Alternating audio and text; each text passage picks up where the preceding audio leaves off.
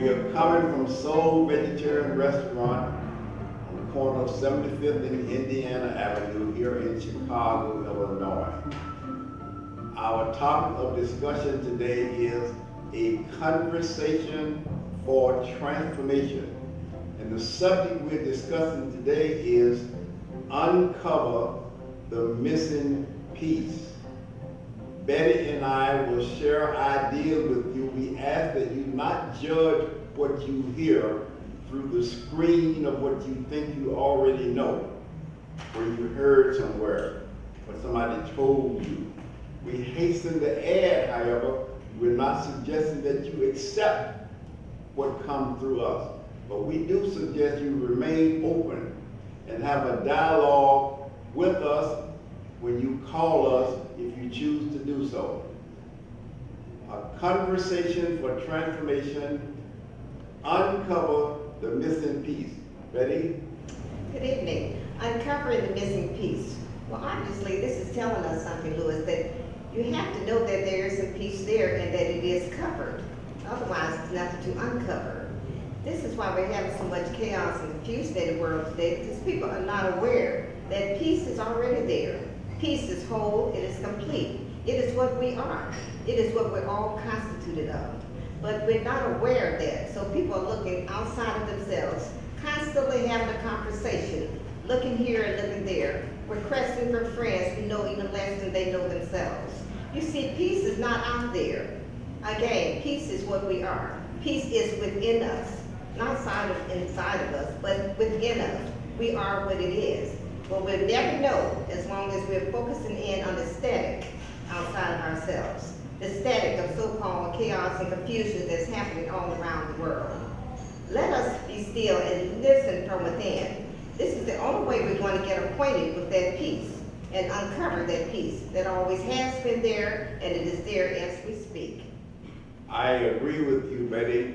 Another synonym for that peace is fulfillment. There are so many people searching for that peace of fulfillment. The so-called drug addict, they're searching for fulfillment. The alcoholic, the sex addict, they're searching for fulfillment, but they're searching outside of themselves. But what they are really searching for is within themselves. So we are endeavoring to learn how to be still and listen from within. That is the method by which you uncover that missing piece, which already abounds closer than your very breathing, nearer than hands and feet. And when we say be still, we're not just saying sit still in a chair, because you know, many times we can be sitting still and having a conversation within ourselves, between me, myself, and mine. Always conversating about something we've heard, something we've read, something that's happened in the past, or we think is going to happen in the future. There's no peace there. Well, you say, well, how can I get to peace? Well, when we cease functioning, focusing in on the things outside of ourselves, we'll be like a camera. The camera is not focusing on everything all around it. It's focusing on its object. And what is our object? Our soul. That very soul of us. The seed of our soul. It knows our purpose. And if we are one with that, and just be still and listen to from within, then you'll see that you'll be at peace. You'll be at peace like just balance. You know, like a pendulum. You can't keep pushing it back and forth and think you're going to have balance. You have to just let it alone, just be still and let it be itself. And it will come into balance, all of it on itself. And we too, when we stop focusing in on what they say, what the movies are doing, what the people are doing, what the world is doing, and when we just stay focused and just be at peace. Stay in the now. That's one way of staying at peace. You stay in the now. And when you're staying in the now, whatever's going to be is going to be. And just ignore the things that are just passing by, just like the clouds. They're always passing by. But those clouds in and of themselves have no power to affect us in any way unless we focus in and start following the cloud. Let the clouds be still and let the clouds go by, and you be still and just let. Just be still and live in the now, and you'll see you'll be at peace. Another comment on being still. Say, peace, be still. You indicated, Betty, of course, you're not talking about just sitting still. That may or may not be the case. But we're talking about stilling the mind, stilling the thoughts. You know, we are encouraged in Scripture to take no thought. Take no thought, because the momentum of habit of taking thought arises out of what you heard, no doubt, many people say, well, this is just how I was raised, or you know what they say. Tradition, what's customary. Tradition and customs are two of the greatest enslavements of human beings. What they say, you know, this is just the way we do it. This is how I was raised, as if to say how I was raised is the proper standard of conduct. What if my parents were idiots? Am I to go through life being an idiot because this is how I was raised?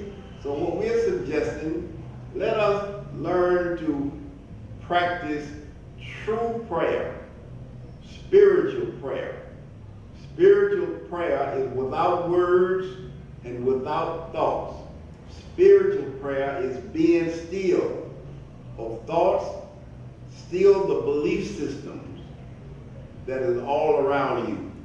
And you will be indeed, prayer, true prayer is not talking to God. True prayer is listening to God. What can a mere human tell an all-knowing creature that we call God, or some people call Yahweh, whatever name we call it? So learn to listen to God. That is true prayer in its truest sense.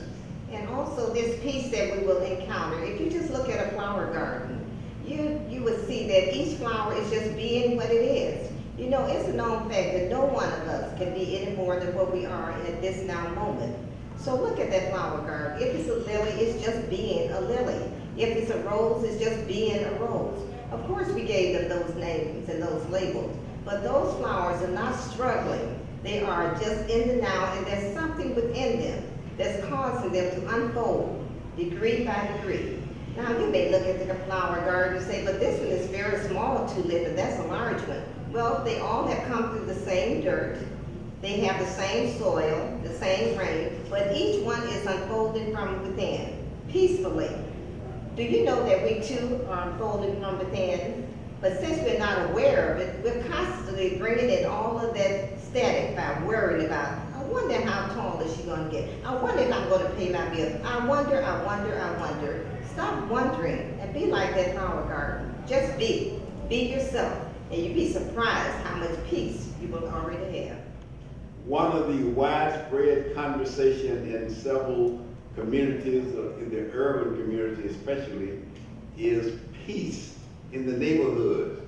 Peace from the violence and the conflict that's going on in many urban areas.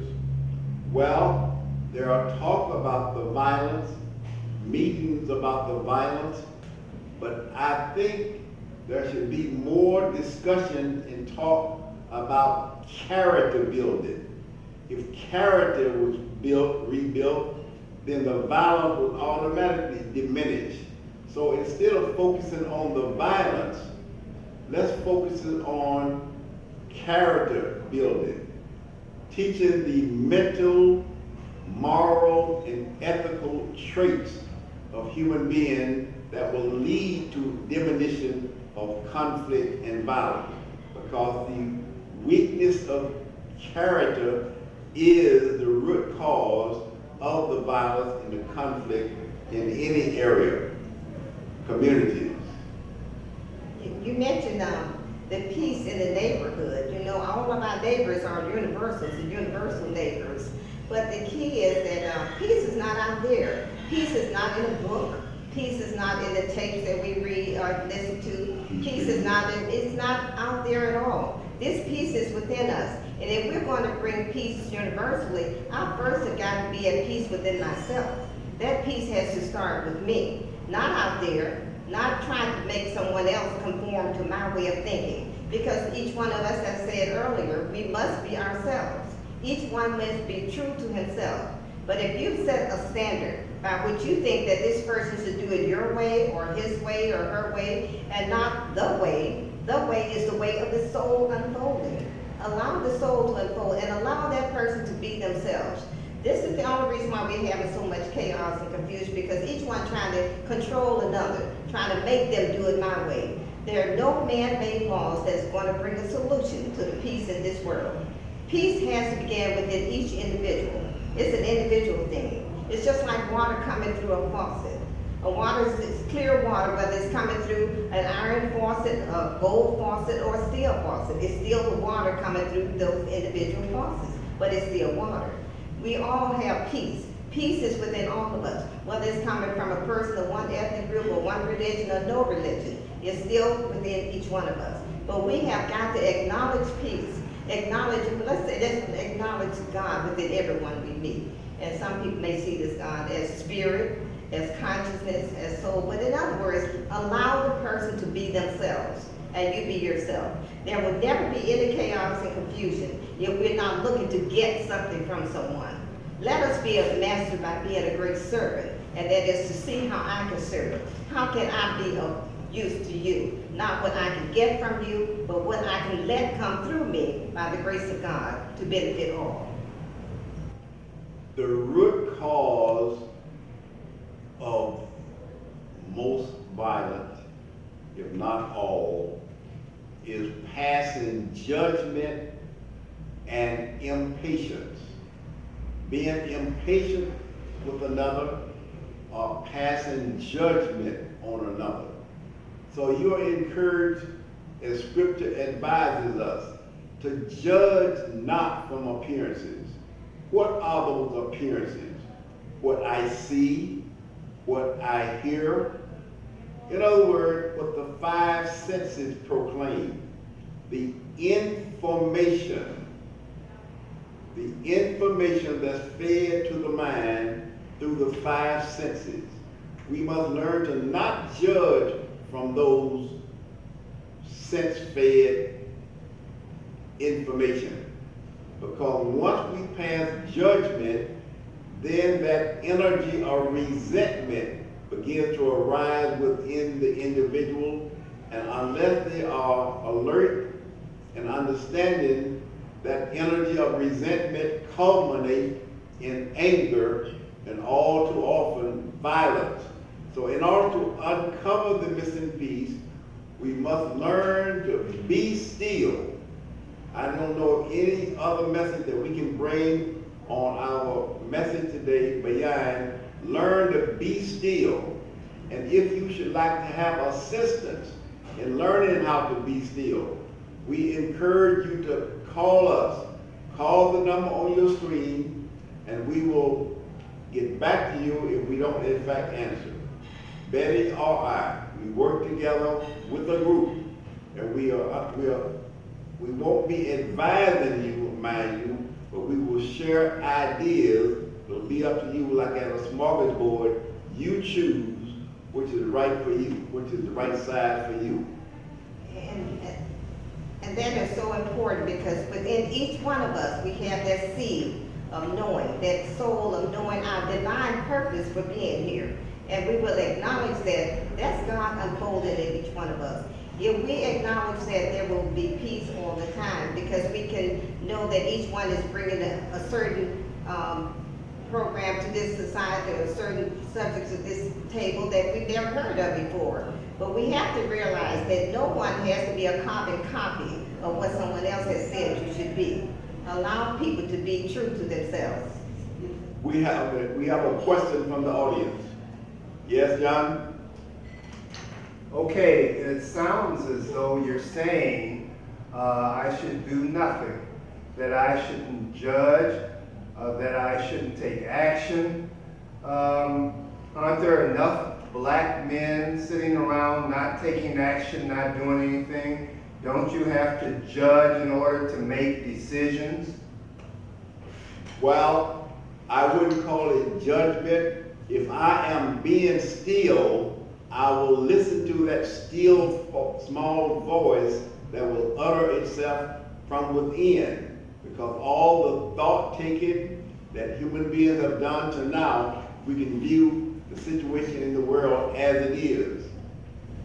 And also, in response to that question, if we do not put so much emphasis on me, myself, and my doing it, but I am simply the instrument that when I dwell in that secret place of the Most High, that is not judging this person, but seeing the God in them and seeing the good in everyone that we meet. When I do that, there's something within me that would touch that something within that person. I think an example of that is like Jesus said that someone touched the hem of the garment, because he was at a high state of consciousness, not a consciousness of labeling and judging people, but a consciousness that stayed high enough to know that I and my Father are one, and my Father is your Father, meaning your Father consciousness. And it's that spirit within us that will touch that spirit within that person, and you will see a change taking place that's coming through the instrument, not from the instrument. Yes, and in addition, I think in listening, the activity of which you mentioned, once individuals get together and exchange ideas, and by exchanging ideas, if they're together for a common purpose, common goal, new thoughts come about. And when new thoughts come about, of course, there will be an agreement on concerted activity instead of me going this way with my action, you going your way, and somebody's going their way. So a concerted activity based upon thoughts that are imparted from within, I think will diminish a lot of the conflict that is observed in the communities as we see it now. And also many of the things that appear to not be happening, you'd be surprised, things are happening every day. People are praying all over this universe, and by praying, I'm not saying just using words, but people are staying in that higher state of consciousness, that spiritual state of consciousness, which is oneness. And oneness is a principle, and it's universal. And you'll be surprised that it appears that people are sitting around doing nothing, but there's a little light here and there all over the universe. Somebody's praying 24 hours a day, and we're seeing changes taking place. But just like a seed, when it's placed in the ground, it appears that nothing is taking place. But the moment that seed has been placed in its proper environment, it begins to draw from its surroundings the things that it needs. No, we do not see that. But ultimately, we do see the object coming through as a little seed or a little bud or what have you. So there's many things I'm saying that's taking place within our very own spirit, within our soul, that the human eye cannot see. But it is taking place all the time. That's why it's so important that we acknowledge the God in everyone we meet, instead of labeling them as the world has labeled them. You mentioned about oneness, the principle of oneness. Indeed, listener, this is an all spiritual universe. I repeat, this is an all spiritual universe. Oneness is the principle here. And forgiveness is a very essential element for progress and listening from within. And it's not so much about my forgiving you or forgiving another, but forgiving myself for having seen you as other than the same as I am, which is a spiritual being. So learning to forgive myself is the ultimate in forgiveness. Yes, because really the least we do to anyone, that includes labeling people as being evil, or this person is a devil, or this person is a criminal, or this one is a drug addict. Let us drop all of these labels that man has picked up and attach them to people like people put in a paper dolls, dressing of paper dolls. Let's remove those dressings and see the people in their pure spiritual identity. And when we can see the oneness in ourselves and the oneness in everything in the universe, then we'll see a change taking place. Not in my time, like we said, it's not my will, but thy will. Thy will means spirit unfolding according to its divine purpose in its divine time. Let me encourage you, listener, to give us a call. We do individual sessions or group sessions endeavoring to introduce people to how to uncover that missing piece that lies dormant within so many human beings, if not all people who are at that human level of consciousness, because a light, now is the time. Now is the time. The only time there has ever been is the eternal now moment. So we encourage you, give us a call, and we will assist you to uncover the missing piece. Be still and know that I am God.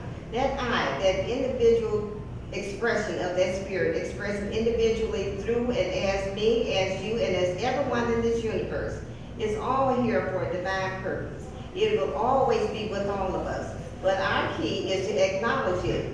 And when we acknowledge it, and that's what Dr. Baskins and I endeavor to do, to point people not to ourselves, not to some object, but to the peace that is already within your own self.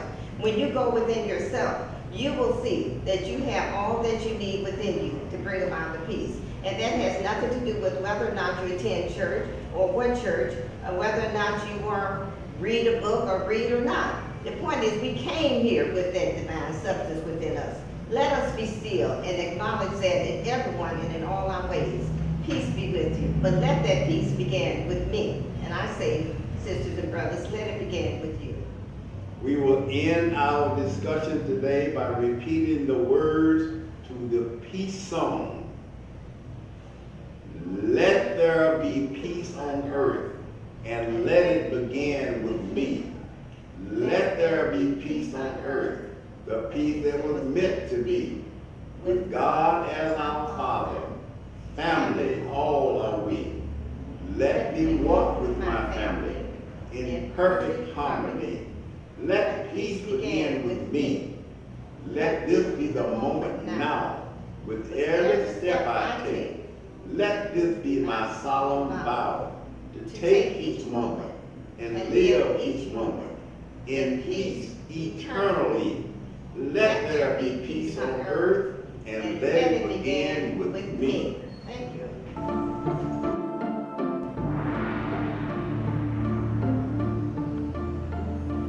As forestated, our conversation for transformation topic today is Uncover the Missing Piece, which is not by coincidence the title of the book that Betty is holding in hand, and it can be acquired if you give us a call, and we'll let you know where to get the book. Uncover the Missing Piece. Dissolve resentment, avoid anger. There is so much resentment and anger in the world today. If you would like to understand how to master those emotions and avoid anger and conflict, which often leads to conflict and unfortunately sometimes violence, give us a call.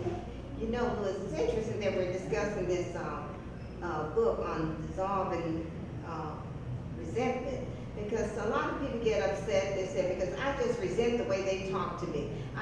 They just agitate me. It just aggravates me the way they're talking. Well, as I said earlier, you can only be yourself. That's just the way that person is expressing themselves. If what they're saying is aggravating you, then you do not need to focus in on the person. You need to focus in on how you are reacting to what the person is saying. The person is being true to himself. You can't take a buzz and make it a rose because you want it to be a rose. You can't take a person and make them be what you want them to be. Everyone came into this parenthesis for a purpose, a divine purpose. Each one of us have a mission. How it is presented, it will be revealed to that person through a revelation from the depths of their own soul.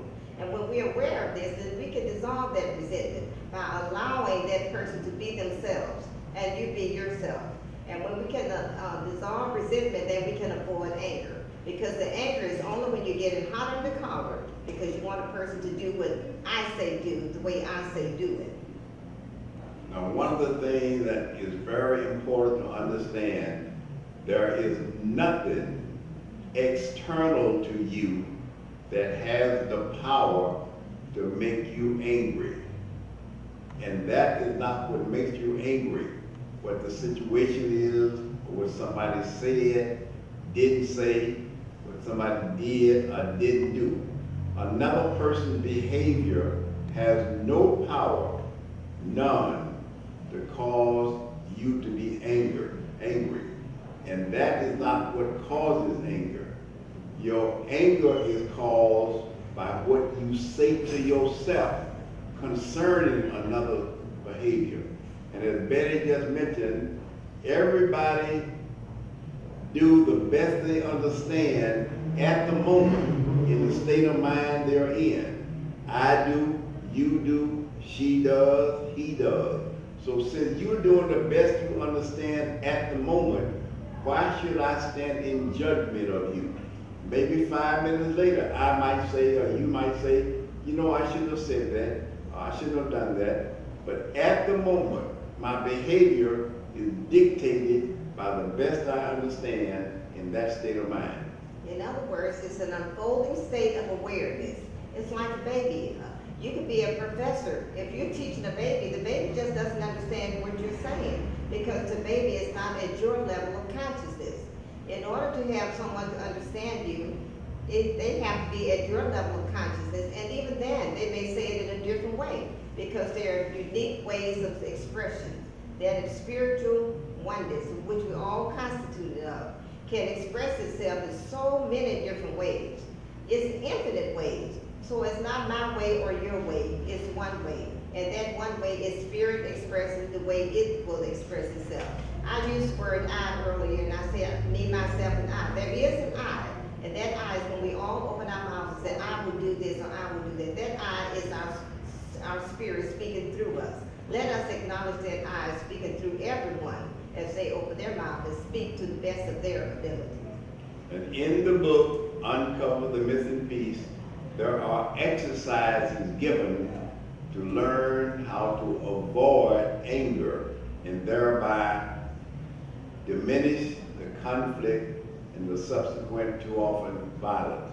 So we encourage you, give us a call and we will let you know how to acquire the book, and you can see for yourself an improvement. And will also assist anyone who's addicted to certain habits, be it drugs, smoking, or alcohol, whatever they choose to want to end. So give us a call.